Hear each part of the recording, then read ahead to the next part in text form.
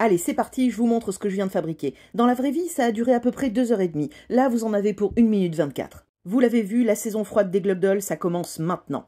Vous l'avez vite deviné, cette semaine, je vous prépare une Glogdol avec une tête de citrouille. Certaines Glogdol ont une tête entièrement en fimo. Pour ça, je réalise une sculpture qu'après je moule et je duplique pour autant d'exemplaires que nécessaire. Pour ce personnage, Miss Pumpkin, je voulais une tête de citrouille creusée, relativement classique, mais quand même un petit peu plus flippante que d'habitude. Parce que cette fois-ci, la citrouille ne sera pas orange, mais toute blanche, pour un peu plus de mystère. Ce que j'aime bien dans ce mode de fabrication, moulage et ensuite duplication en série, c'est que je peux passer beaucoup de temps à faire une seule et même sculpture. Et vous allez pas me dire que ça vous déplaît, je crois que vous aimez bien les détails des Glogdol. Et vous savez à quel point j'aime que les choses paraissent texturées, usées, abîmées. Alors j'y ajoute un max d'entaille, de petits trous, de déformations, pour lui donner un style purement glauque.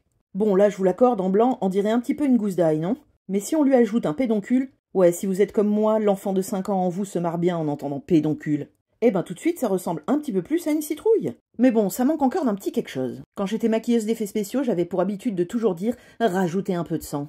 Eh ben avec les Glogdol, j'ai toujours envie de dire « rajouter un peu de détails ». Donc je décide d'y rajouter quelques pustules. Non là, si ce mot vous fait marrer, c'est qu'il y a un problème. Et tada, voici le visage de la Glogdol à adopter ce samedi.